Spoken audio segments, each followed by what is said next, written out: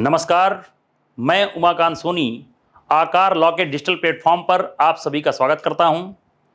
दोस्तों, आज मध्य प्रदेश सहायक लोक अभियोजन अधिकारी के दहेज प्रतिषेध अधिनियम 1961 जो पाठ्यक्रम है उसके बारे में हम चर्चा करेंगे। दहेज प्रतिषेध अधिनियम में कौन कौन से क्वेश्चन बनते हैं या इस एक्ट को बनाने का क्या उद्देश्य रहा है, इसके बारे में आइए हम चर्चा करें। दहेज प्रतिषेध अधिनियम, सबसे पहले इसका एक बेसिक क्वेश्चन बनता है कि दहेज प्रतिषेध अधिनियम बनाया कब गया। तो 1961 में डॉवरी प्रोहिबिशन एक्ट या दहेज प्रतिषेध अधिनियम पारित किया गया। यह अधिनियम वर्तमान में जम्मू एंड कश्मीर राज्य सहित संपूर्ण भारत पर लागू है। जम्मू एंड कश्मीर राज्य पुनर्गठन अधिनियम 2019 के द्वारा अब यह अधिनियम J&K में भी लागू कर दिया गया है। पहला क्वेश्चन दिमाग में यह आता है कि आखिर दहेज होता क्या है और इस अधिनियम को बनाने का क्या पर्पज रहा है, क्या उद्देश्य रहा है, क्या ऑब्जेक्ट रहा है। तो दहेज लेना, दहेज देना और दहेज के संबंध में जो भी गतिविधि है उसको प्रतिसिद्ध करना ही इस एक्ट का ऑब्जेक्ट है या उद्देश्य है। संसद ने इसे भारत के 12वें गणराज्य में बनाया है। क्वेश्चन आता है कि दहेज प्रतिषेध अधिनियम कब लागू हुआ, तो यहां पर इसकी डेट महत्वपूर्ण रहती है 1 जुलाई 1961। दहेज क्या है, तो दहेज में वर पक्ष द्वारा वधु पक्ष को या वधु पक्ष द्वारा वर पक्ष को, अर्थात विवाह के एक पक्षकार द्वारा दूसरे पक्षकार। ध्यान रखिएगा, सामान्यतः हम अपने आम जीवन में सुनते हैं कि लड़की वाला लड़के वाले को दहेज देता है, लेकिन दहेज प्रतिषेध अधिनियम में दहेज शब्द की परिभाषा में कहीं भी लड़की वाले द्वारा या वधु पक्ष द्वारा वर पक्ष नहीं लिखा, बल्कि लिखा विवाह के एक पक्षकार द्वारा दूसरे पक्षकार को। अर्थात यदि विवाह के संबंध में विवाह के पूर्व, विवाह के समय और विवाह के पश्चात किसी भी प्रकार का कोई मूल्यवान प्रतिभूति या संपत्ति विवाह संबंधों के लिए दिया जाता है तो वह दहेज की परिभाषा में आता है। ठीक, एक पक्ष द्वारा दूसरे पक्ष को। जैसे देखिएगा, दहेज की परिभाषा सेक्शन 2 के अंतर्गत विवाह के संबंध में दी जाने वाली कोई भी संपत्ति या मूल्यवान प्रतिभूति दहेज है। मुस्लिम लॉ में विवाह के समय वर द्वारा वधु को मेहर की एक निश्चित धनराशि दी जाती है। तो मेहर की राशि भी विवाह के समय एक पक्षकार द्वारा दूसरे पक्षकार को दी जाती है, तो क्या वह भी दहेज है? तो दहेज प्रतिषेध अधिनियम यह कहता है कि मेहर दहेज नहीं है। ध्यान से समझिएगा, एक क्वेश्चन बन गया यहां से। परिभाषा कहती है विवाह के एक पक्षकार द्वारा दूसरे पक्षकार को विवाह के संबंध में विवाह के पूर्व, विवाह के समय, विवाह के पश्चात दी जाने वाली कोई भी मूल्यवान प्रतिभूति या संपत्ति, धनराशि, मूल्यवान प्रतिभूति, संपत्ति दहेज कहलाएगी। लेकिन मेहर जो मुस्लिम समुदाय में वर द्वारा वधु को दी जाती है वह दहेज प्रतिषेध अधिनियम में दहेज की परिभाषा में नहीं आती। अब आपके मन में एक स्वाभाविक क्वेश्चन उत्पन्न होता है कि आखिर विवाह के समय कोई भी व्यक्ति, खासतौर से वधु पक्ष, अपनी बेटी को बिना पैसे दिए विदा नहीं करता, कुछ ना कुछ धनराशि वर पक्ष को देता ही है, चाहे जितना ही गरीब क्यों ना हो। तो वहां पर अगर स्वेच्छा से कोई व्यक्ति देता है कोई सामान, कोई वस्तु, कोई मूल्यवान प्रतिभूति, तो क्या वह भी दहेज शब्द में आएगा? तो इसका एक अपवाद है कि सभी संपत्ति या मूल्यवान प्रतिभूति दहेज में तो आती है, परंतु विवाह के समय वर या वधु पक्ष को या वधु को दी गई भेंटें, भेंटे का मतलब यहां पर गिफ्ट से है, जो गिफ्ट दिया जाता है, अगर कोई गिफ्ट दिया गया वह दहेज नहीं है। पर इसमें भी इस अधिनियम में एक शर्त लगा रखी है कि दहेज प्रतिषेध अधिनियम में जो अपने मर्जी से, अपनी स्वेच्छा से दी गई वस्तु या संपत्ति जो दान स्वरूप है, गिफ्ट के रूप में है, जो भेंट के रूप में है, वह दहेज नहीं है, परंतु भेंटों की मांग ना की गई हो और साथ ही साथ जो देने वाला है उसकी परिस्थिति, परिस्थिति का मतलब होता है स्टेटस, उसकी स्टेटस के अनुसार होना चाहिए। जैसे मामा ने अगर विवाह के समय अपनी भांजी को फ्रिज दिया है। अब फ्रिज उसने दिया है तो उसकी स्टेटस के अनुसार वहां पर देखा जाएगा कि दहेज देने के लिए उसकी कोई बाध्यता नहीं थी। ठीक है, वधु पक्ष द्वारा अगर, या वधु पक्ष के किसी पक्षकार द्वारा, या वधु पक्ष के अगर पक्षकार द्वारा उसके मामा, उसके माता पिता, उसके भाई द्वारा कोई गिफ्ट दिया जाता है, कोई दान दिया जाता है, तो वह दहेज शब्द की परिभाषा में नहीं आएगा, लेकिन उसकी स्टेटस को ध्यान में रखते हुए ही हम उसके गिफ्ट की तुलना करेंगे दहेज के संबंध में। तो बहुत इंपॉर्टेंट है, थोड़ा ध्यान रखिएगा। दहेज क्या है? दहेज एक पक्षकार द्वारा दूसरे पक्षकार को विवाह के संबंध में मूल्यवान प्रतिभूति संपत्ति को दी जाने वाली समस्त धनराशि या संपूर्ण संपत्ति दहेज मानी जाती है, परंतु मेहर और अपनी स्वेच्छा से गिफ्ट के रूप में, भेंट के रूप में दी गई संपत्ति दहेज नहीं आती, लेकिन उसकी परिस्थिति या स्टेटस के अनुसार। फिर आता है दहेज के संबंध में, दहेज लेना, दहेज देना दोनों अपराध है कि केवल दहेज लेना ही अपराध होगा? तो धारा यहां पर 3 कहती है दहेज देना और दहेज लेना दोनों ही अपराध है सेक्शन 3 के अंतर्गत। अर्थात जितना अपराध अगर वर पक्ष वधु पक्ष से लेता है वह अपराधी माना जा रहा है, उतना ही वधु पक्ष अर्थात दहेज देने वाला भी अपराधी है और दहेज लेने वाला भी अपराधी है। सामान्य जनजीवन में यदि आपने देखा हो तो अधिकतर वधु पक्ष ही वर पक्ष पर ऐसा दोषारोपण करता है या उसको ही सजा होती है, परंतु कानून में दहेज लेना और देना दोनों अपराध है। अगर किसी व्यक्ति ने दहेज के संबंध में कोई करार कर लिया हो, एग्रीमेंट कर लिया हो कि विवाह के समय या विवाह के बाद या विवाह के पहले आप हमें इतनी धनराशि देंगे दहेज के संबंध में, ठीक है, विवाह के लिए अगर दहेज के संबंध में कोई करार किया है तो ऐसे करार का क्या महत्व है? तो धारा 5 इसमें प्रावधान करती है कि अगर कोई व्यक्ति दहेज लेने और दहेज देने के लिए करार करता है तो ऐसा दहेज शून्य माना जाएगा। तो करार शून्य धारा 5 के अंतर्गत, दहेज लेना दहेज देना दोनों दंडनीय किया गया सेक्शन 3 के अंतर्गत, और दहेज कहां है? सेक्शन 2 के अंतर्गत।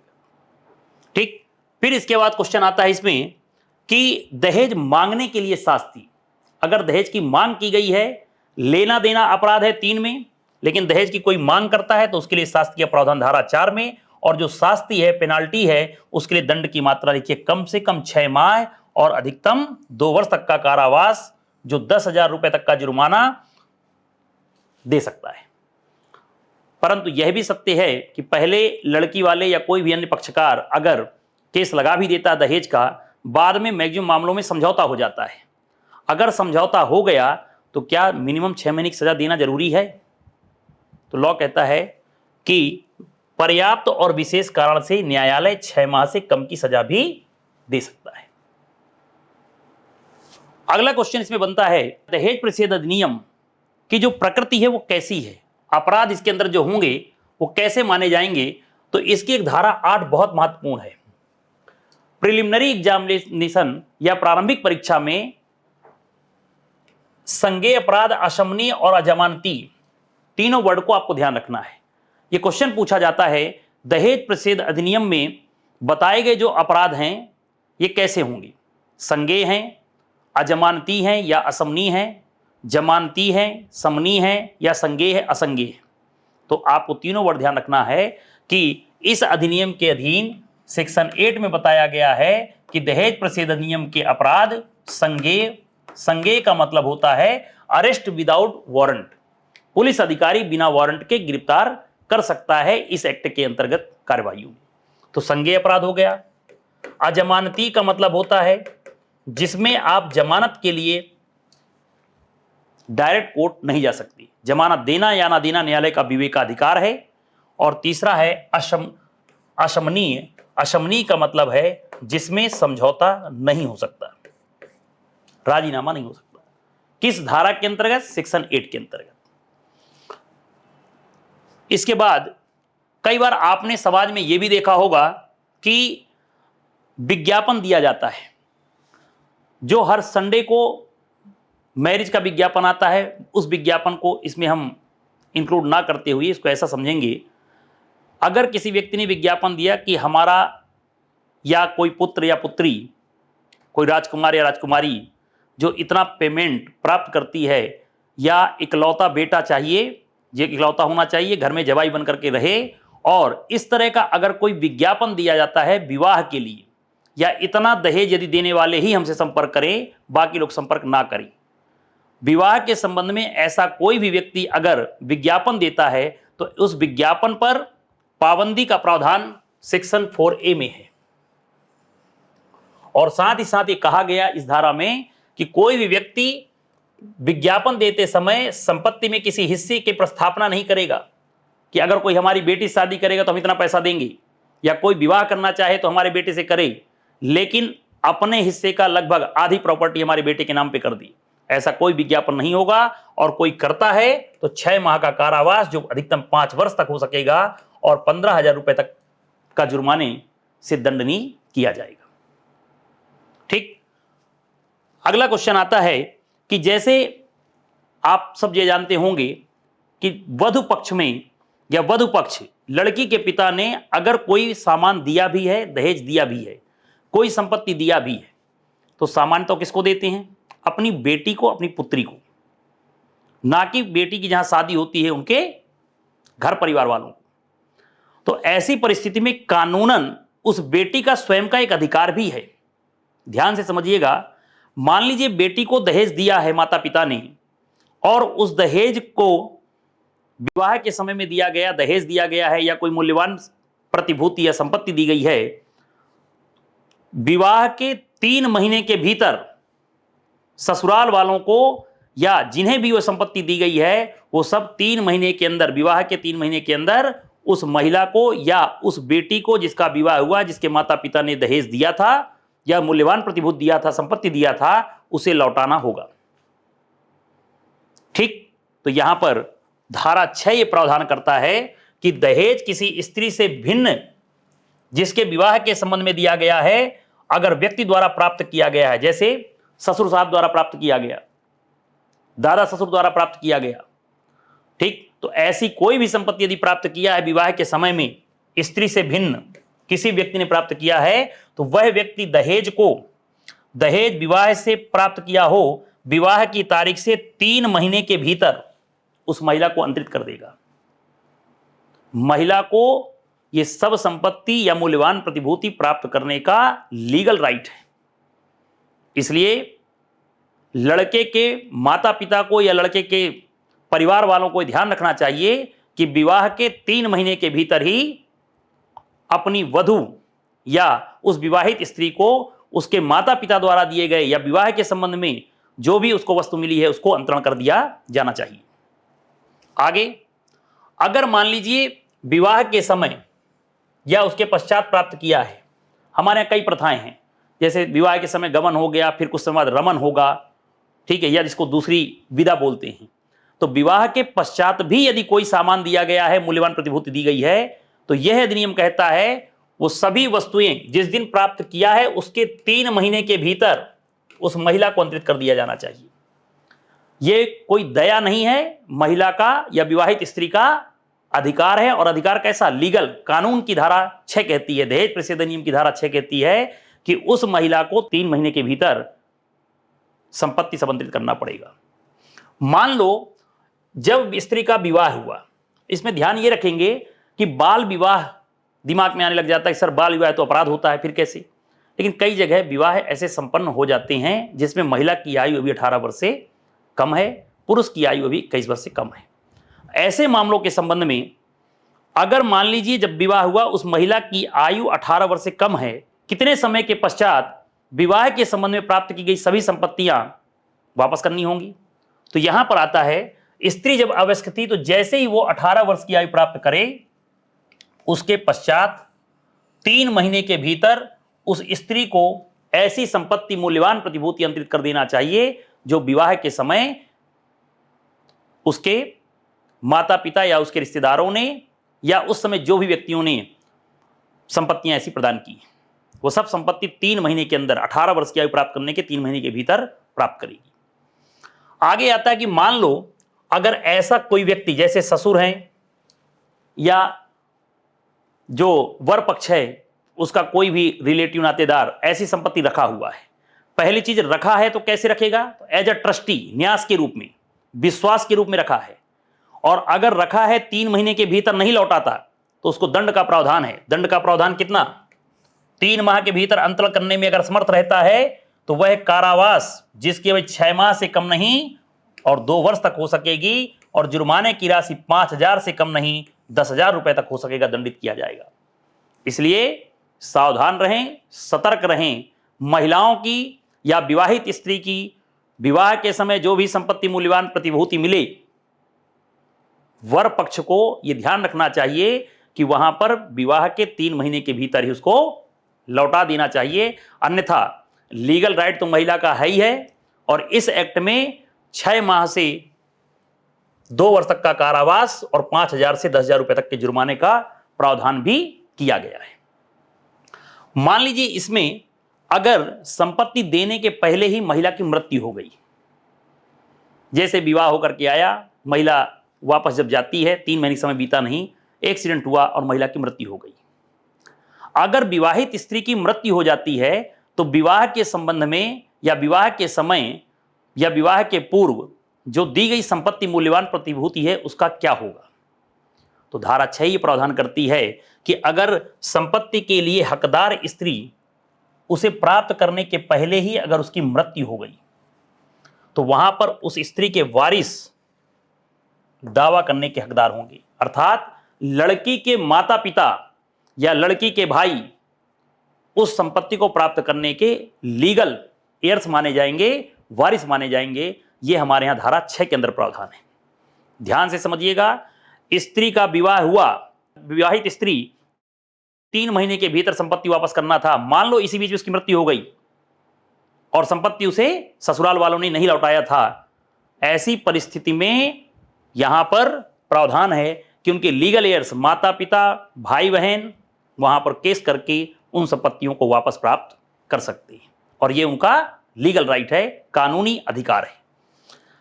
अगर मान लीजिए ऐसी संपत्ति लौटाया नहीं है, 3 महीने के भीतर लौटाना था, सामान्यतः कई बार लोग आगे लौटाते नहीं है, बहुत सी महिलाओं को ऐसा कानून पता नहीं है, पता है भी तो कई बार विश्वास में उन्होंने ऐसा केस वगैरह कोई लगाया नहीं। मान लो ऐसा समय बीतता गया, 3 महीने के भीतर संपत्ति लौटाई नहीं गई और उस विवाहित स्त्री की कोई संतान हो गई, संतान है अभी वर्तमान में, संपत्ति लौटाना था 3 महीने के भीतर, लौटाया नहीं, महिला ने कोर्ट में केस लगाया नहीं तो जेल वो गए नहीं, और इसी बीच में महिला की मृत्यु हो गई, और मृत्यु हुई विवाह के 7 साल के भीतर और असामान्य परिस्थितियों में, प्राकृतिक कारणों से अन्यथा लिखा है। तो महिला का विवाह हुआ और विवाह के बाद 7 साल के भीतर ही असामान्य परिस्थितियों में उसकी अगर मृत्यु हो जाती है तो यहां पर ऐसी संपत्ति अगर उसकी कोई संतान नहीं है तो उसके माता पिता को अंतरित होगी, और अगर उसकी कोई संतान है तो ऐसी संतान को अंतरित की जाएगी। ठीक, और इसके बाद इसमें आता है और ऐसी संतान के लिए यह न्यास के रूप में धारण की जाएगी, यह बताया गया है। अर्थात महिला की मृत्यु हो गई, उसके बच्चे छोटे हैं 1-2 साल के, तो फिर उन बच्चों के लिए संपत्ति के संबंध में आपको ध्यान रखना है कि इस परिस्थिति में उन बच्चों के संबंध में कोई व्यक्ति ट्रस्ट के रूप में संपत्ति को धारण करेगा। अगला क्वेश्चन मन में आता होगा कि दहेज प्रतिषेध अधिनियम की कार्यवाहियां कैसे होती हैं और कहां होती हैं। तो दहेज प्रतिषेध अधिनियम के अंतर्गत कार्यवाहियां होती हैं जुडिशियल मजिस्ट्रेट फर्स्ट क्लास, प्रथम वर्ग न्यायिक मजिस्ट्रेट या महानगर मजिस्ट्रेट के पास। सेक्शन 7 में कॉग्निजेंस लेने की शक्ति महानगर मजिस्ट्रेट या प्रथम न्यायिक मजिस्ट्रेट के पास सकती है। संज्ञान कैसे होगा, तो यहां पर आता है स्वयं की जानकारी पर, अपराध का संज्ञान स्वयं की जानकारी पर, पुलिस रिपोर्ट, थाने में एफआईआर लिखाइए, आफ्टर इन्वेस्टिगेशन पुलिस अधिकारी अगर पुलिस रिपोर्ट दाखिल कर लेता है तो पुलिस रिपोर्ट के आधार पर कॉग्निजेंस हो सकता है। और तीसरा, अपराध से व्यथित व्यक्ति अर्थात जो पीड़िता है उसके माता पिता, अन्य कोई नातेदार या कोई कल्याण संस्था जिसका कोई नहीं, मान लीजिए उसकी संस्था या कल्याण संस्था है, वह परिवाद कर सकता है, कंप्लेंट करके कार्यवाही स्टार्ट कर सकता है। ठीक, तो दहेज प्रतिषेध अधिनियम के अंतर्गत हमने पढ़ा। और फिर इसके बाद आता है एक कि सबूत का भार, मैक्सिमम बार जब एक केस लगता है तो कोर्ट में साबित करने का भार ये किसका होगा कि हमने यह अपराध नहीं किया। तो ध्यान रखिएगा, इस अधिनियम की धारा 8A यह प्रावधान करती है कि जिस व्यक्ति पर दहेज प्रतिषेध अधिनियम की कार्यवाही होती है उस व्यक्ति पर बर्डन ऑफ प्रूफ होता है, साबित करने का भार होता है कि वह दहेज देने या लेने या मांगने के लिए अभियुक्त नहीं है, उसके ऊपर झूठा केस फंसाया गया है। कहने का मतलब यह हुआ कि साक्ष्य अधिनियम की धारा 101 यह कहती है कि सामान्य रूप से साबित करने का भार उस पक्षकार पर होता है जो पक्षकार न्यायालय से न्याय चाहता है। तो अब लड़की या लड़की के परिवार वालों ने केस लगाया, तो अगर हम एविडेंस एक्ट की सामान्य नियमों में जाएं तो साबित करने का भार लड़की या लड़की के माता पिता पर था, परंतु यह अधिनियम कहता है साबित करने का भार उसका कुछ नहीं है। महिला ने कह दिया वो सही है, न्यायालय मान के चलेगा, अर्थात न्यायालय उपधारणा कर लेगा, प्रिजम्पशन कर लेगा। दूसरे पक्षकार पर अभियुक्त पर यह खंडित करने का भार होगा कि हमने दहेज की कोई मांग नहीं की या दहेज के संबंध में हमने दहेज लेने देने या मांगने का कोई काम नहीं किया, ये साबित करने का भार इसी पर होगा। ठीक, अगला आता है दहेज प्रतिषेध एक अधिकारी की नियुक्ति होगी।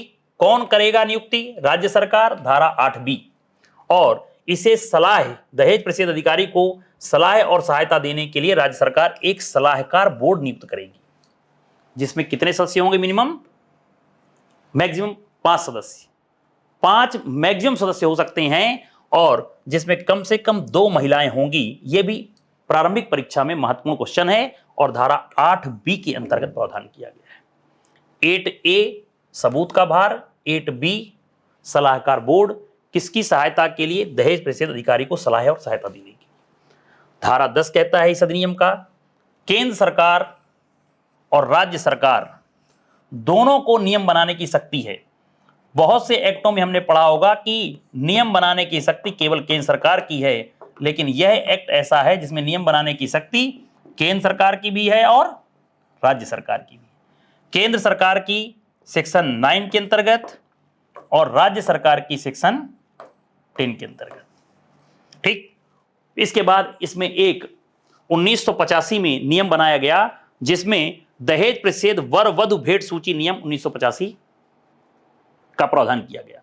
इसमें यह नियम है कि विवाह के समय वर पक्ष और वधु पक्ष, बल्कि वर पक्ष और वधु पक्ष ना बोल करके हम बोलें वर और वधु, दोनों को एक एक लिस्ट बना करके रखना पड़ेगा कि विवाह के समय, विवाह के पूर्व या विवाह के पश्चात उसे किसने कौन सा गिफ्ट दिया है, कौन सी संपत्ति दिया है, उसकी अनुमानित कीमत कितनी है, उसकी नातेदारी, जैसे लड़की के मामा ने दिया है कि लड़के के मामा ने कोई गिफ्ट दिया है तो उसकी रिश्तेदारी, नातेदारी, अनुमानित कीमत और वस्तु, ये सब चीजें लिख करके हस्ताक्षर करके रखना होगा।